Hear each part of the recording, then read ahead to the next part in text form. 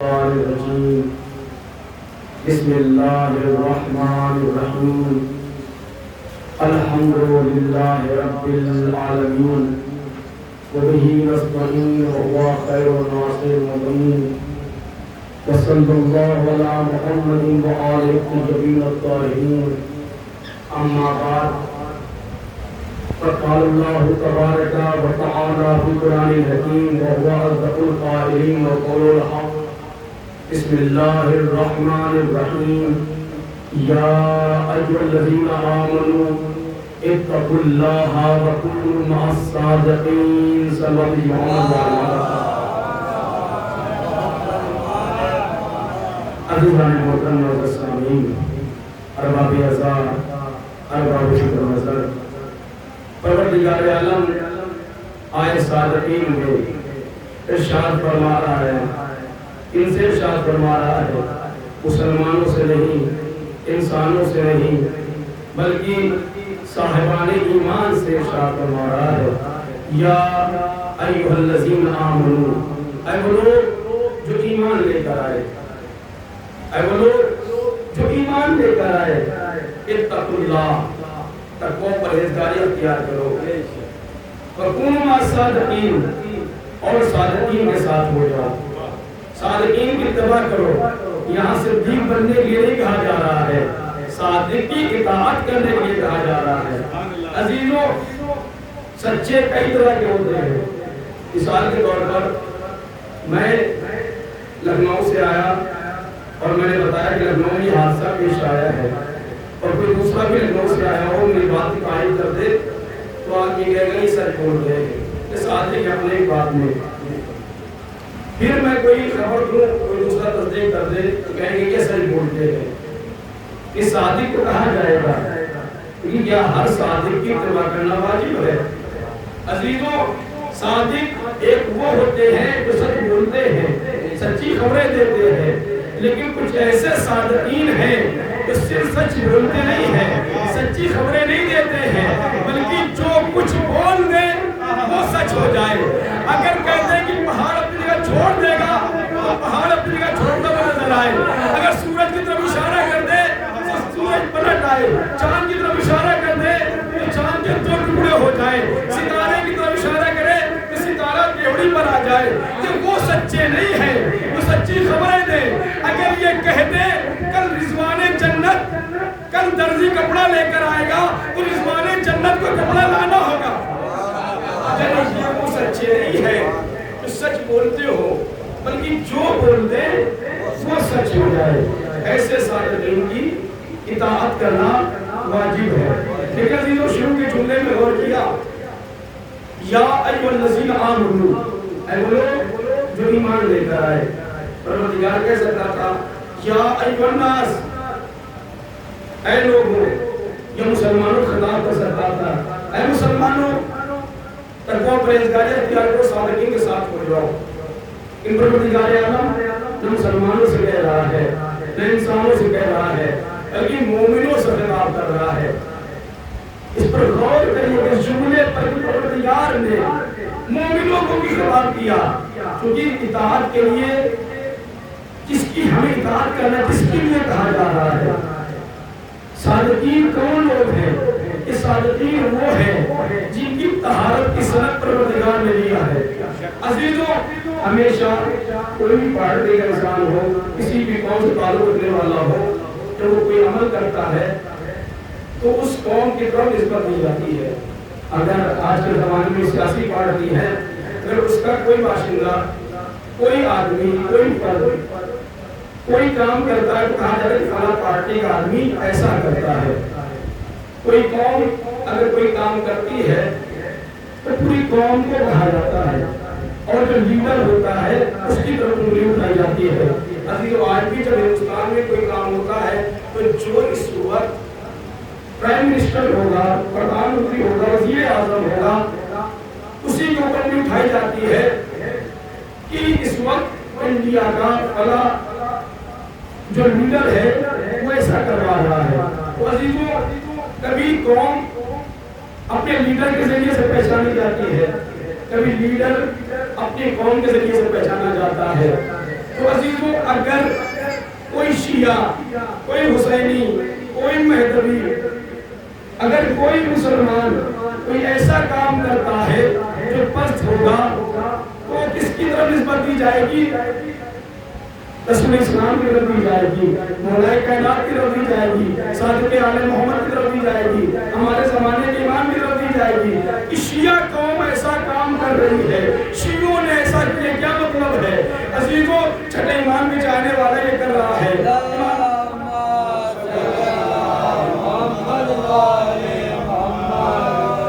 یہی تو کہا جائے گا نا۔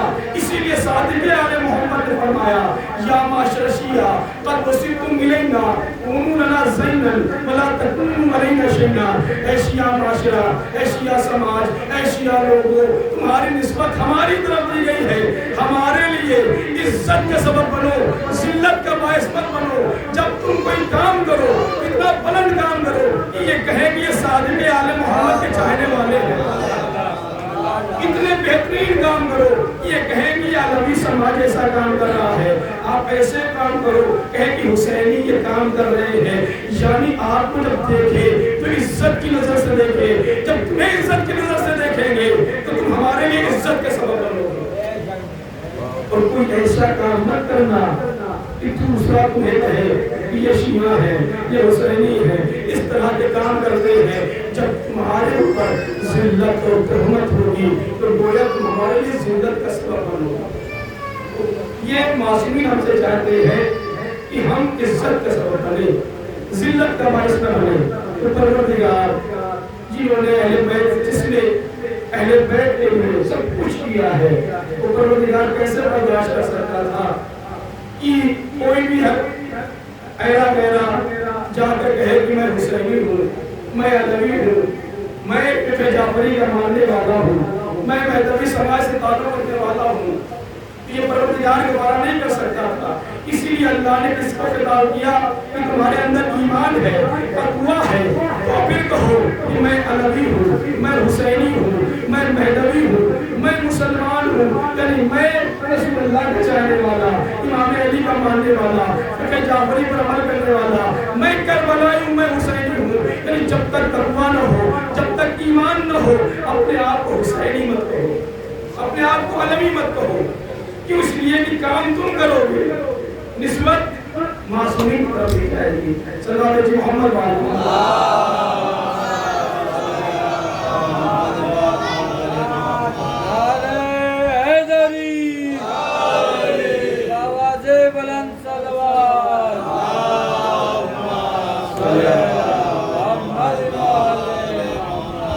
عزیزوں، لیکن ایک جملہ آپ کی نظروں کی سماعت میں حوالے کرتا ہوں کہ پروردگار عالم نے یہ تو کہا کہ صادقین کی اطاعت کرو، ہم اور آپ کہہ رہے ہیں یہ پہلے بات ہے، یہ آل رسول ہے، یہ اہل بیت اطہار ہے، لیکن پروردگار نے نام تو نہیں لیا کہ رسول کی اتباع کرو، علی کی اتباع کرو، حسن کی اتباع کرو، حسین کی اتباع کرو، فاطمہ کی اتباع کرو۔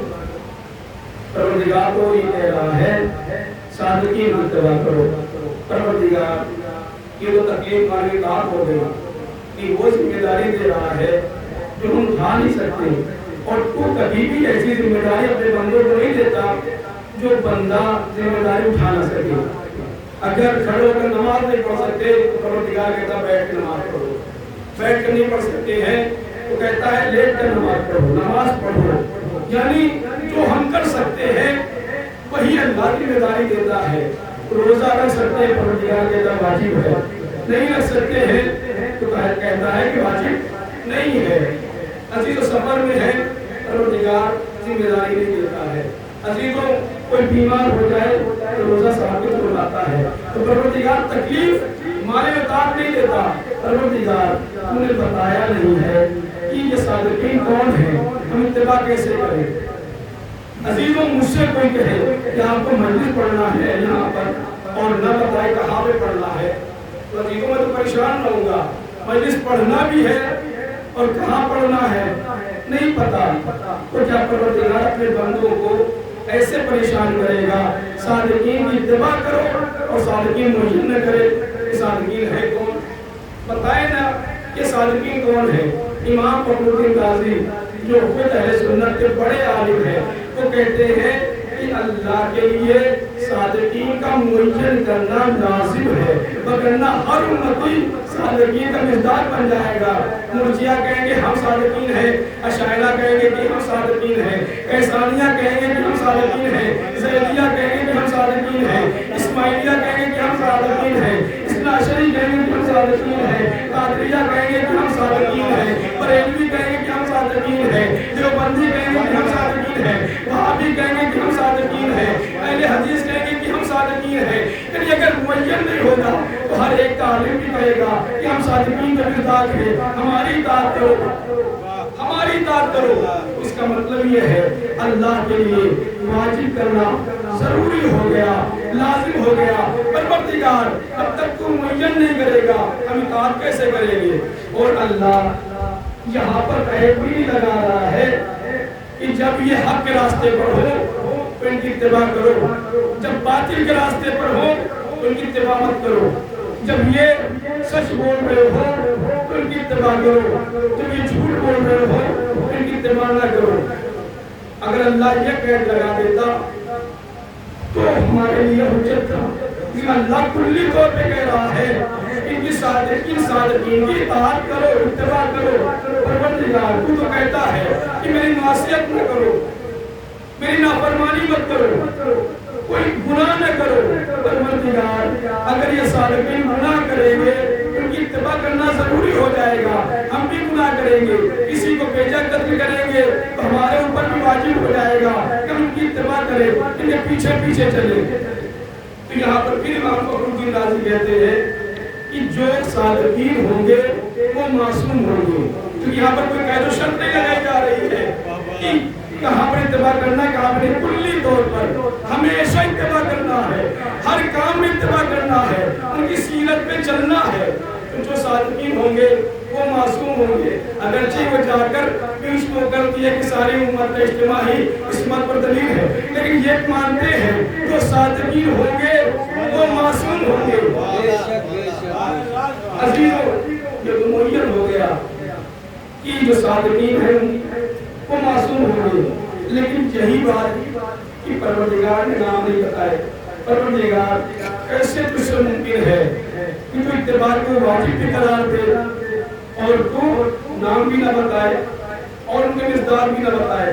تو پروردگار عالم آواز دے گا اگر نام بتاتا تو تمہارے گھروں میں نام پہلے سے ہو جاتے اور سب ہر ایک کہتا کہ میں علی ہوں، میں فاطمہ ہوں، میں حسن ہوں، میں حسین ہوں۔ میں نہیں بتاؤں گا نام، لیکن کردار بتاؤں گا، مزداق بتاؤں گا۔ عزیزو ہر چیز اپنی ضد کے ذریعے سے پہچانی جاتی ہے، دن رات کے مقابلے میں، نور ظلمت کے مقابلے میں، حق باطل کے مقابلے میں، سفید کالی چیز کے مقابلے میں آتا ہے کہ نہیں آتا ہے؟ ہر چیز کو ضد کے ذریعے سے پہچانا جاتا ہے۔ انسان ہنس رہا ہے تو رو نہیں رہا ہے، دن ہے تو رات نہیں ہوگی۔ عزیزو پتہ کیسے چلے یہ صادقین کون لوگ ہیں؟ وہ عزیزو ایک مقام ہے جہاں پر رسول اسلام کو جھٹلایا جا رہا تھا۔ رسول اسلام آ کر، رسول اسلام کے پاس آ کر نصارہ نجران 3 دن تک بحث کرتے رہے اور رسول اسلام کی بات کو ماننے کے تیار نہیں۔ نصارہ نجران عیسائی مسیحی تو کرسچن لوگ تھے، وہ کہہ رہے تھے کہ عیسیٰ اللہ کے بیٹے ہیں اور رسول اسلام سمجھا رہے تھے کہ عیسیٰ کی مثال ویسے ہی ہے جیسے آدم بھی ہے۔ اگر اللہ آدم کو بغیر ماں باپ کے پیدا کر سکتا ہے تو عیسیٰ کو بھی بغیر باپ کے پیدا کر سکتا ہے، لیکن وہ ماننے کے لیے آئے ہو تب نہ مانے، کٹوچتی کر رہے تھے۔ پروردگار عالم نے کہا اب انہیں ایسے مت جانے دینا، علم کے آ جانے کے بعد اپنی اگر کٹوچتی کرتے ہیں ان سے کہہ دو ابنانا و ابناکم نسانا و نساکم انفسنا و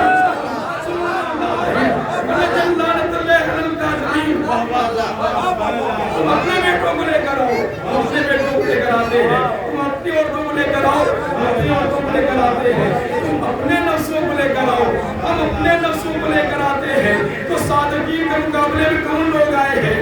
اپنانا کی منزل میں امام حسن اور امام حسین، نسانا کی منزل میں جو رسول کی صدیقہ بیٹی تھی اس کو رسول اسلام لے کر آئے۔ مسلمان کسی کو بھی صدیقہ کا مان لے کہ اللہ کی نظر میں رسول اللہ کی نظر میں چادر تطہیر اگر چھوٹی تھی، میدان مباہلہ بڑا وسیع تھا، اور یہاں پر ایک عورت بھی نہیں کہا جا رہا ہے، نسانا جو بھی سچی عورت ہو اسے لے کر آؤ، اور سچی عورت رسول اللہ کی نظر میں صرف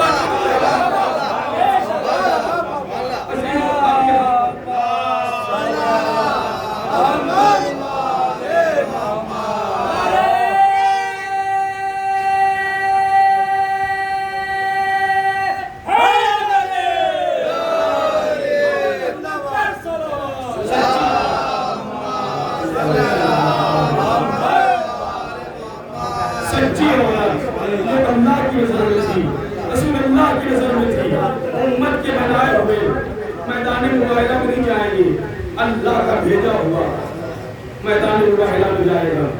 عزیزوں، عورتوں میں صرف صدیقہ طاہرات جناب فاطمہ الزہرا سلام اللہ علیہا کو لے جایا گیا، اور نفسوں کی جگہ پر یہاں پر نفس نہیں کہا کہ ایک نفس کو لے کر آؤ، نفسوں کو لے کر آؤ جو بڑے قریب تھے رسول اللہ کے، انہیں رسول اللہ کو لے جانا چاہیے تھا۔ اور جو لوگ اللہ بڑے دعوے کرتے تھے، اللہ مجھے ملے، یہ چیز مجھے ملے، وہ چیز مجھے ملے، اور رسول کے ساتھ جانے کے لیے کوئی تیار نہیں، کیوں؟ اس لیے کہ جھوٹوں پر لعنت ہے، جھوٹوں پر لعنت ہونی ہے۔ جو اپنے اندر جھوٹ کو محسوس کر رہا تھا وہ کیسے کہے رسول اللہ مجھے بھی لے کر چلے۔ عزیزوں، رسول اللہ نے نفسوں میں علی کو لیا، اور عزیزوں نبی کا نفس غیر معصوم نہیں ہو سکتا، نبی کا نفس عصمت سے خالی نہیں ہو سکتا۔ جو نبی کا نفس ہو، یا وہ نبی ہوگا یا وہ امام ہوگا۔ عزیزوں، علی کی عصمت پر اور علی کی امامت پر یہ میدان مباہلہ بھی گواہ ہے۔ نفسوں کی جگہ مولائے کائنات کو لے کر کے اب جب اس انداز میں نکلے ہیں تو جب زمخشری اہل سنت کے مفسر ہے فخر الدین رازی، اور تمام یہ ایسی جگہ ہے اس پر تمام امت مسلمہ کا اتفاق ہے کہ صرف پنجتن پاک جو ہستی تھی جو میدان مباہلہ میں آئی، آنے کا انداز کیا تھا؟ آگے آگے رسول تھے، آگوش میں امام حسین تھے، انگلی پکڑے میں امام حسن تھے، اس کے پیچھے جناب فاطمہ الزہرا، اور ان کے پیچھے مولائے کائنات، آگے آگے نبوت، پیچھے پیچھے امامت، بیچ بیچ میں تو طہارت، اور بتایا کہ نبوت اور امامت سے جو اتصال کرتی ہے اس ذات کا نام زہرا ہے۔ عزیز، اس انداز میں جب رسول اسلام پہنچے ہیں تو ان کا جو اسقف اعظم سب سے بڑا پادری تھا، اس نے کہا کہ اگر رسول اپنے چاہنے والوں کو لے کر آئے تو معاہدہ کرنا، لیکن اگر جگر کے پاروں کو لے کر آئے، گھر والوں کو لے کر آئے، ہرگز مقابلہ نہ کرنا، ہرگز معاہدہ مت کرنا، ان کے مقابل میں مت آنا۔ کیوں؟ اس لیے کہ حق ہمیشہ اپنے لہو پر بھروسہ کرتا ہے، باطل پہاڑے کے لوگوں پر بھروسہ کرتا ہے۔ حسین کربلا میں جگر کے پاروں کو لے کر گئے تھے اور یزید نے پہاڑے کے لوگوں کو بھیجا۔ عزیزوں، اب جب پنجتن جیسی ہستیاں میدان میں آئی ہے تو اسقف اعظم نے کہا کہ آج اس مقابلہ مت کرنا، اگر انہوں نے ہاتھوں کو بلند کر دیا تو اس روئے زمین پر کوئی عیسائی زندہ نہیں رہ سکتا ہے، اس روئے زمین سے عیسائیت ختم ہو جائے گی۔ عزیزوں، جن لوگوں نے اہل بیت کو جھٹلایا نہیں، جب ہم ان عیسائیوں کو نہیں مانتے ہیں تو جنہوں نے اہل بیت کو جھٹلایا ہو انہیں کیسے مان سکتے؟ ان لوگوں نے اہل بیت کو جھٹلایا نہیں اور ان کی عصمت کا کلمہ پڑھا، یہ جھوٹ نہیں بول سکتے۔ عزیزوں، میں ثابت کرنا چاہ رہا تھا کہ حق باطل کے مقابلے میں آتا ہے، نور ظلمت کے مقابلے میں، علم جہالت کے مقابلے میں، تو کاذبین کے مقابلے میں کون آئیں گے؟ جو صادقین ہو۔ عزیز، اس آیت نے بتایا جو بھی کاذبین کے مقابلے میں میدان میں گئے ہیں یہی وہ صادقین ہیں جن کی اتباع کرنا تمام مسلمانوں پر واجب ہے۔ عزیزو، اب رسول انہیں میدان میں لے کر جا رہے ہیں، اس کے بعد بھی کوئی مسلمان اعتراض کرے اور یہ سوچنے لگے، شک کرنے لگے، یہ پتہ نہیں صادقین ہے کہ نہیں، تو میں ان سے سوال کروں گا تم جنت کو کیوں مانتے ہو؟ جنت میں تم گئے نہیں، جنت کی سیر کی نہیں، شک کرو جنت پر پتہ نہیں وجود ہے یا نہیں، جناب نوح کا دور دیکھا نہیں، کشتی بنائے تھے یا نہیں بنائے تھے، ان کو اللہ نے نجات دی تھی یا نہیں دی تھی، شک کرو، انکار مت کرو، شک تو کر سکتے ہو، دیکھا نہیں ہے، تم نے جناب ابراہیم کا دور دیکھا نہیں، ان کے سامنے زندگی گزارے نہیں، آگ میں جاتے دیکھا نہیں، شک کرو پتہ نہیں آگ گلزار ہوئی تھی یا نہیں ہوئی تھی۔ عزیزوں، جناب موسیٰ کو دریا عبور کرتے ہوئے مسلمانوں نے نہیں دیکھا، انکار نہیں کر سکتا، مسلمان شک کر سکتا ہے۔ اے مسلمانوں شک کرو، پتہ نہیں موسیٰ کے لیے دریائے نیل نے راستہ بنایا تھا یا نہیں بنایا تھا، فرعون غرق ہوا تھا یا نہیں ہوا تھا، جناب عیسیٰ کو آسمان میں اڑایا گیا یا نہیں، چونکہ ہم نے جناب عیسیٰ کو آسمان پر جاتے ہوئے دیکھا نہیں ہے، ہو سکتا ہے سولی پر چڑھ گئے ہو۔ عزیزوں، ہم نے نہ آدم کو دیکھا، ابو البشر مان رہے ہیں، نوح کو دیکھا نہیں، نجی اللہ مان رہے ہیں، ابراہیم کو دیکھا نہیں، خلیل اللہ مان رہے ہیں، موسیٰ کو دیکھا نہیں، طور پر جاتے نہیں دیکھا، بات کرتے نہیں دیکھا، کلیم اللہ مان رہے ہیں۔ اے مسلمانوں کیوں مانتے ہو؟ شک کرو، کہا نہیں کر سکتے، کیوں نہیں کر سکتے ہو؟ ہو سکتا ہے تم اچھے مسلمان میں کہہ جاؤ، کہا یہ اچھے اور خراب مسلمان کی بات نہیں ہے، اگر ایک لمحے کے لیے شک کر لوں پتہ نہیں جنت موجود ہے یا نہیں، مسلمان نہیں رہ جاتے۔ اگر ابراہیم پر شک کر لے تو دائرے ایمان سے خارج ہو جائیں گے، اگر موسیٰ کے لیے ایک لمحے کے لیے شک کر لے تو دائرہ ایمان سے خارج ہو جائیں گے، اگر عیسیٰ کے لیے شک کر لے پتہ نہیں مردے کو زندہ کرتے تھے یا نہیں کرتے تھے تو مسلمان اچھے اور خراب کی بات ہی نہیں ہے، دائرہ ایمان سے خارج ہو جائیں گے۔ میں کہوں گا مسلمانوں تمہاری عقل پر حیرت ہے، جو رسول صرف بتا کے جا رہا ہے، دکھا کے نہیں جا رہا ہے، اس پر شک کرو تو دائرہ ایمان سے خارج ہو جاتے ہو، اور جسے رسول میدان میں لے جا کر دکھا رہا ہو، جسے میدان میں لے کر دکھا رہا ہو، اور اس کے بعد بھی ان ہستیوں سے دربار میں گواہیوں کا مطالبہ کر رہا ہو، تو اس کا مطلب یہ ہے تمہیں اللہ پر بھی شک ہے، رسول اللہ پر بھی شک ہے۔ شک کرنے والا جب مسلمان نہیں ہو سکتا تو حاکم کہاں ہو سکتا ہے؟ پہلے اسلام کو ثابت کرو۔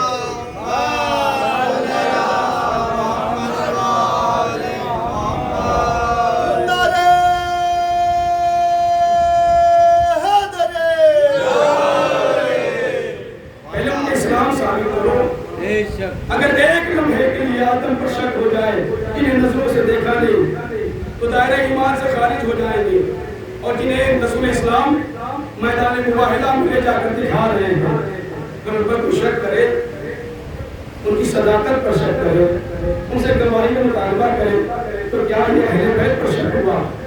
یہ رسول کے اعتبار پر، اللہ کے بھیجنے پر یہ شک ہے، جنہیں عیسائی جھٹلا نہ سکے، انہیں مسلمان جھٹلانے لگے، اس قدر جھٹلائے گواہی کا مطالبہ کریں، اس کے بعد انتے پیغمبر تڑپ تڑپ کے ہوئے بابا جس دربار میں آپ کھڑے ہو کر میں استقبال کرتے تھے، جہاں پر اگر میں پہنچ جاؤں تو اپنی جگہ بٹھاتے تھے، اے بابا آپ اپنی فاطمہ سے اس قدر محبت کرتے تھے کہ جب دربار میں پہنچوں تو اپنی مسند چھوڑ دیتے تھے۔ بابا اس دربار میں اتنے گھنٹے کھڑی رہی کہ میرے پیروں میں ورم آ گیا، اے بابا مجھے دربار میں جھٹلایا گیا۔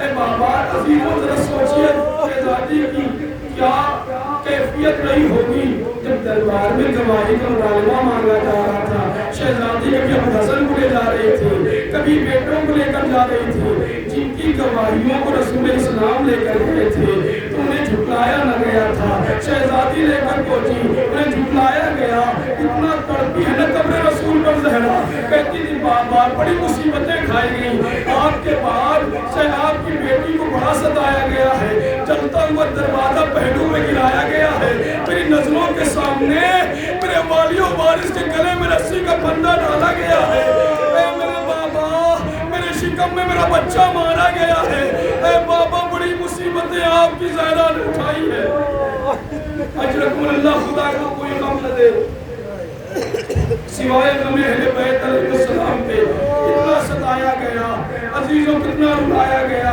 علی کے گلے میں رسی کا پھندا ڈالا گیا، گھسیٹا گیا ہے، جانے کس طرح سے صبر کر رہا تھا۔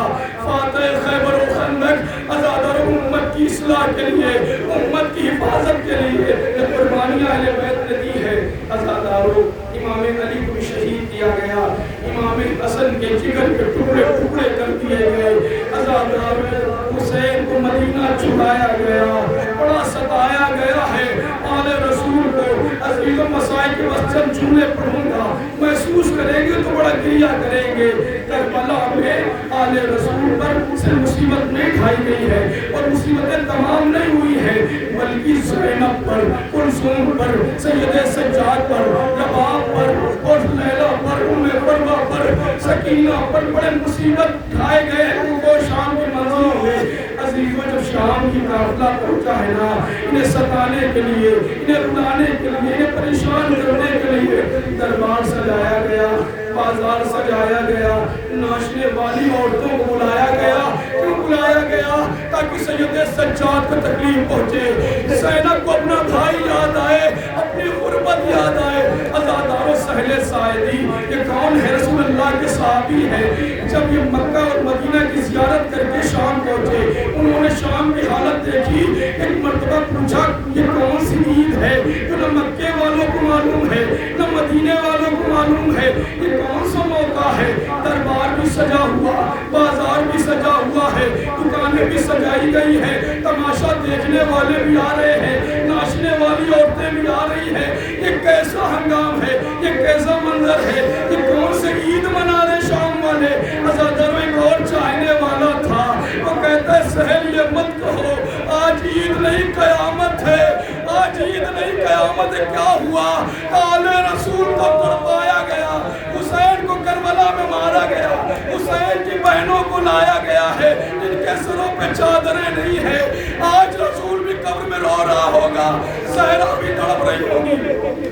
اجرکم اللہ، خدا کو کوئی غم نہ دے۔ سہل ساعدی تڑپ گیا، یا رسول اللہ ابھی آپ کی آنکھیں بند ہوتے ہوئے 100 سال نہیں گزرے، آپ کی آل پر ایسی مصیبتیں۔ تڑپ گیا بے چین ہو کر، بار بار کہتا کوئی مرد ہے جو باقی بچا ہو؟ ہاں ایک جوان ہے لیکن ضعیف و لاغر، ہاتھوں میں ہتھکڑی، پیروں میں بیڑی، گلے میں توقع خاردار۔ سہل ساعدی قریب پہنچے، سہل کہتے ہیں کہ میں پہچان گیا آپ حسین کے فرزند سید سجاد ہے، میرا سلام آپ پر لے لو، میرا سلام آپ لے لو۔ عزیزوں یہ سلام کہنا تھا کہ سید سجاد تڑپ گئے، کہ سہل تم نے ہم پر بڑا احسان کیا ہے، تمہارا بڑا کرم ہے، میں کوفے سے شام آ گیا، ہر ایک نے مجھے پتھر مارے ہیں، گرم پانی پھینکا ہے، کسی نے مجھے سلام نہیں کیا۔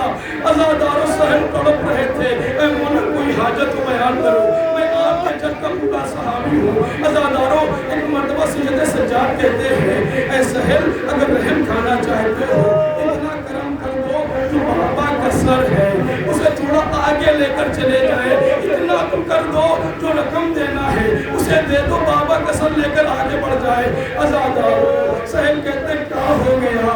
آپ کے بابا کا سر ہے، آپ اپنے قریب کیوں نہیں رکھنا چاہتے؟ اے سہل میرے قریب میری پھوپھیاں ہیں، میری بہنیں ہیں، اور جب سے میں دیکھ رہا ہوں تماشا دیکھنے والے بابا کی طرف نظر کرتے ہیں، ان کی نظریں پھوپھیوں کی طرف پڑتی ہے، بہنوں کی طرف پڑتی ہے۔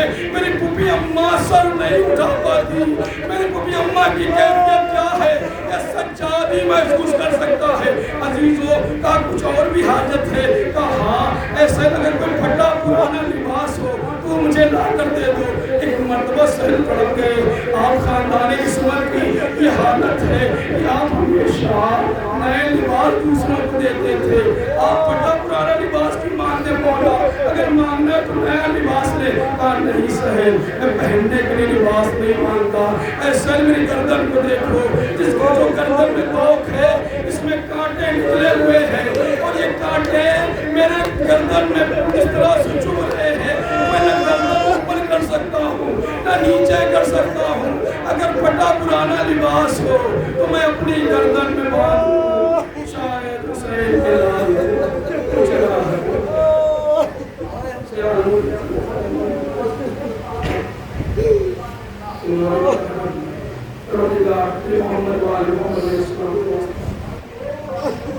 نے کثرت سے عبادت قبول فرما پروردگار کے محمد محمد علیہ السلام کو جہاں جہاں کی عزت ان کی جان مان عزت آبرو کی حفاظت فرما پروردگار ہمیں بہتر عزتداری کرنے کی توفیق عنایت فرما پروردگار ہم سب کو ایمان کے ناصران شمار فرما ایمان کے ظہور تعجیل عطا فرما ربنا تقبل منا انك انت السميع العليم